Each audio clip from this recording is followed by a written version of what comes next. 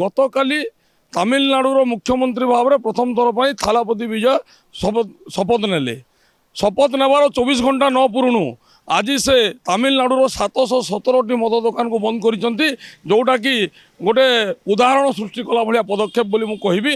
निश्चित रूप से तमिलनाडुर धर्मानुष्ठान, शिक्षानुष्ठान और बसस्टाण्ड आखपाख अंचल रे कौन प्रकार मद दुकान रही पारिबो नाही, जहाँकि दृष्टांतमूलक पदक्षेप बोली कहिबी। सेमिति कि आपण देखंतु विगत 2 दिन तले पश्चिमबंग मुख्यमंत्री भाव शुभेन्दु अधिकारी महोदय शपथ नेले। शपथ नेबार 10 घंटा न पुरुणु से राज्य रे निर्देश देले जे अवैध भाव में गोचालाण एवं गोमांस और जी कसाईखाना संपूर्ण रूपे बंद करने निर्देश देले, जहाँकि अत्यंत सुंदर उदाहरण भारतवर्ष पई।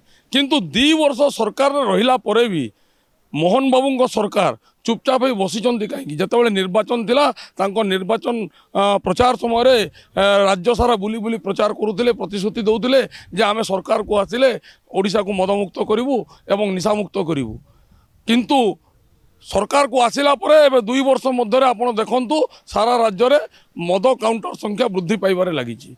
एवं जेमिति कि पुरी भलिया स्थान रे श्रीक्षेत्र धाम सेठी आम आमिष और निशा मुक्त करा जाऊ बोली बारंबार दाबी उपस्थापन कलापर सरकार को अबकारी विभाग मंत्री तथा आईन मंत्री तांकर नूतन नियम रे विभिन्न स्थान रे नदी पटारे एवं समुद्र कूल मद कुटिया सरकार तरफ योजना बाहर कर, जहाँकि अत्यंत लज्जाजनक बोली कहिबी। सरकार तांको प्रतिश्रुति को संपूर्ण रूपे पालन करने तो दूर कथा, से जहाँ प्रतिश्रुति देते निर्वाचन पूर्व ताको भूली जाइछंती।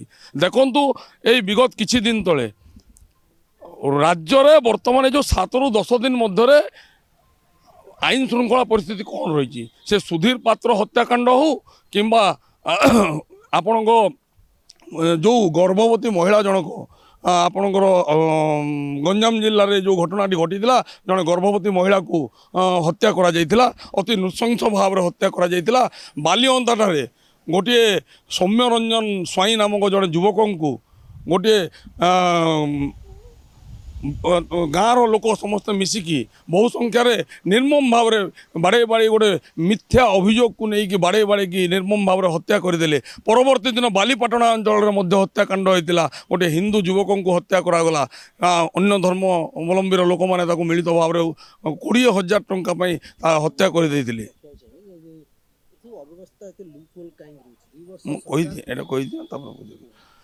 एवं आपण देखिए एतिकिरे केवल यही आईन श्रृंखला परिस्थिति विपर्यस्त अवस्था रही ना कि सरकार ताको नियंत्रण में आनीपारे ना।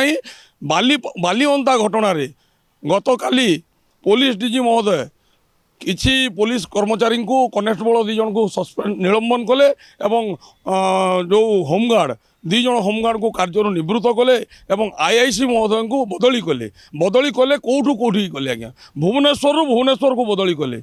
यह कि प्रकार नीति ता केवल बदली किंबा सस्पेंड निलंबन करदे चलो ना, से कहीं जो मैंने घटनास्थल थिले एवं सौम्य रंजन स्वाई को हत्या करने समय बाड़ेवा समय हाथ गोड़ को बांधार सहयोग करते जो पुलिस भाई मैंने गिरफ कहीं करागला ना, निलंबन कले चलो ना, गिरफ कर आवश्यक रही। किंतु एतिकी हैला परे पुलिस डीजी महोदय गोटे प्रेस विवृत्ति माध्यम जनइले जे प्रत्येक दिन सकाळे 9टा पूर्वर राज्यर प्रत्येक थाना ब्रीफिंग परेड करा जहाँकि आम स्वागत करुचु। किंतु यही निर्देश देदेला कौन राज्य आईन श्रृंखला परिस्थिति सुधरी जाऊँगी कि आपण देखंतु गतकालीर घटना नयागढ़ जिला गणियाठारे ओड़गाँठारे 2टी हत्या होईची।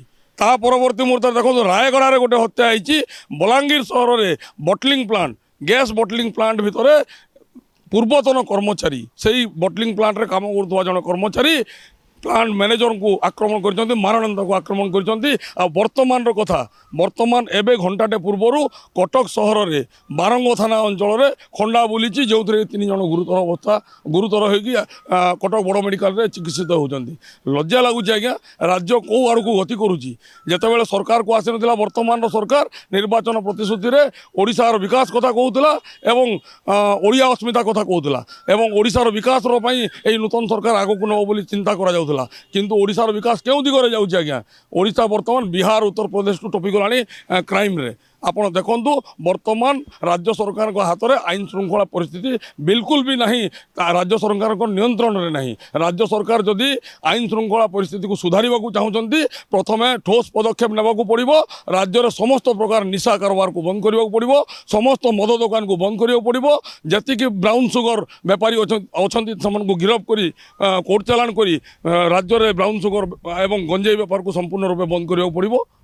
जदि आपंक आम भिडी भल लगा तेब आम चैनल को लाइक शेयर और सब्सक्राइब करने को जमा भी भूलु नहीं।